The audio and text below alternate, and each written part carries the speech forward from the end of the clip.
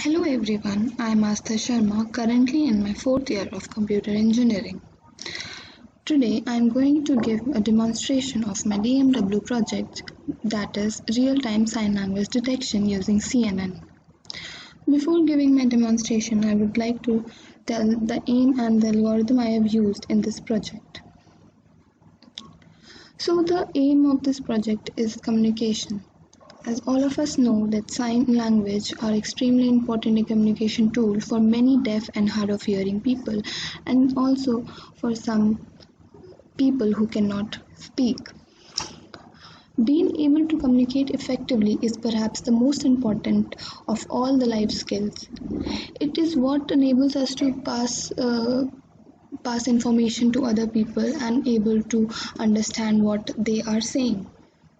So, communication is an act of transferring information from one place to another. Now, the algorithm I have used, the CNN algorithm or the convolutional neural network algorithm. It is a deep learning algorithm which is used for recognizing images. This algorithm uses the unique feature of an image to identify them. So here you can see in this image the input layer has image of a cat and the output layer has a question that whether the image is of a cat or not. So the CNN will identify this image by its special feature or unique feature. For a cat, the special or unique feature can be its tail, eyes, ears, or anything that is specific to a cat. There are different layers in CNN, and some of the layers are convolutional layer, pooling layer, flattened layer, dropout layer. 2D convolutional layer is the layer I have used in my code. So the role of this layer or the role of the convolutional layer is to create a convolutional kernel which is used for extracting certain features to produce a tensor of output.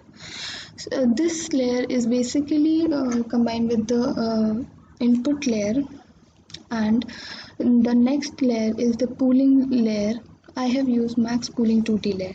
This layer reduces the input along its spatial dimension, that is height and width, by taking the maximum value over an input window.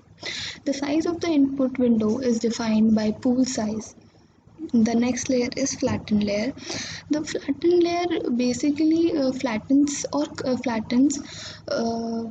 that means converts the data into 1D array for inputting it to the next layer. Dropout layer, this layer randomly set input unit to 0 with a frequency of rate at each step during training time. This prevents overfitting. So overfitting is a scenario where a machine learning model cannot generalize or fit well on the unseen dataset. So now I will give the demonstration of my project.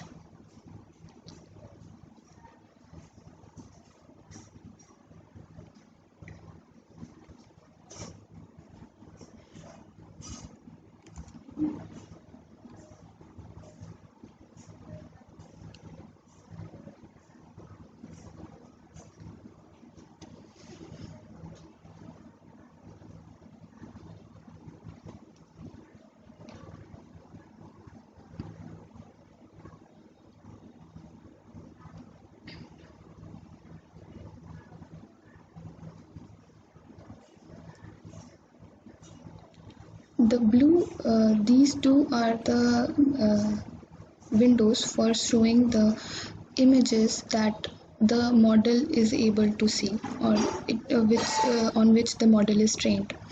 So the images are converted into grayscale. That is, it is used to reduce the pixel, and the colored image is difficult for a model to train on. So we will be converting our image to grayscale.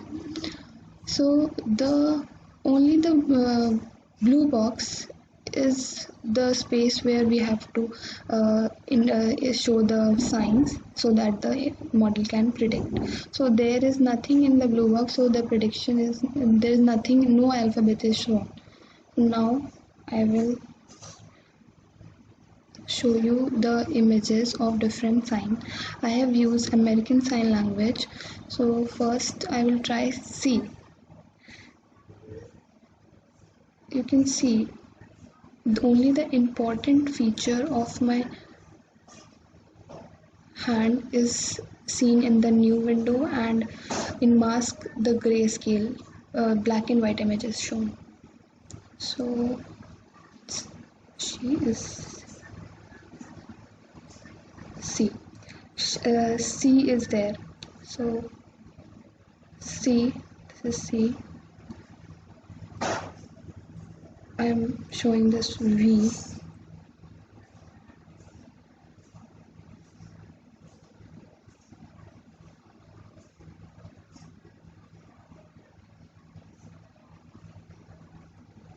And also I have to tell one thing, the quality of camera and noisy less background is a must for prediction to be accurate. Here also the prediction is shown, but the prediction is slow and little confusing. So like I will try to go A. This is A.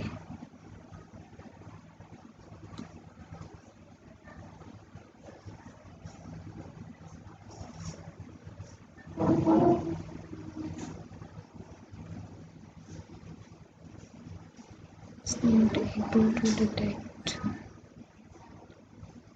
This is I.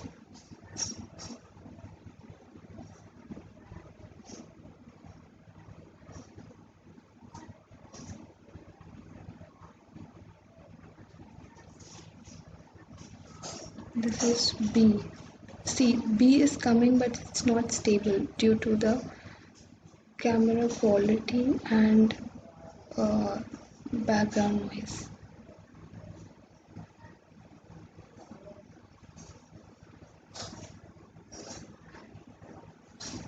So now I will stop the demo and I will explain the code.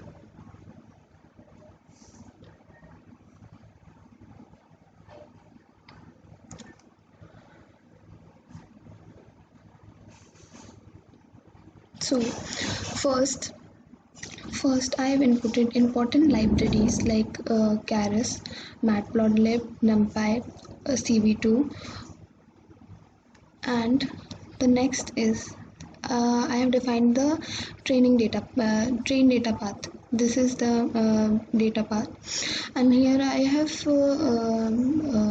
given the total number of letters for the data set, that is 26 letters I am using to train the data.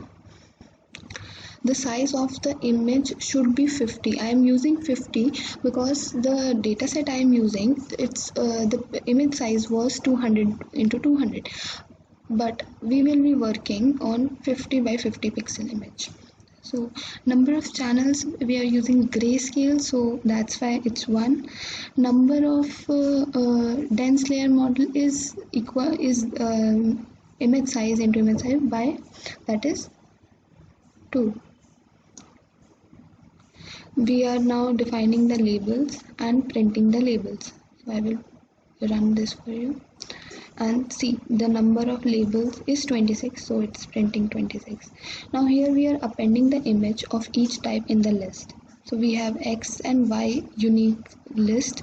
In X unique we are appending the path of the image, and in Y we are storing the name of the image, like the alphabets. Now here we are plotting the images, the 26 alphabets. So the image size we are using is 12 by 12, and the length is of that of X unique. The plotting is 6 by 6, so 6 images and now we will be showing. So I will run this, and this will give the same image, the same figure. So here we are plotting all the 26, all the alphabets, and here we are creating data which has a data path as a variable. Here we are giving the path, assigning the path of each alphabet plus the path of the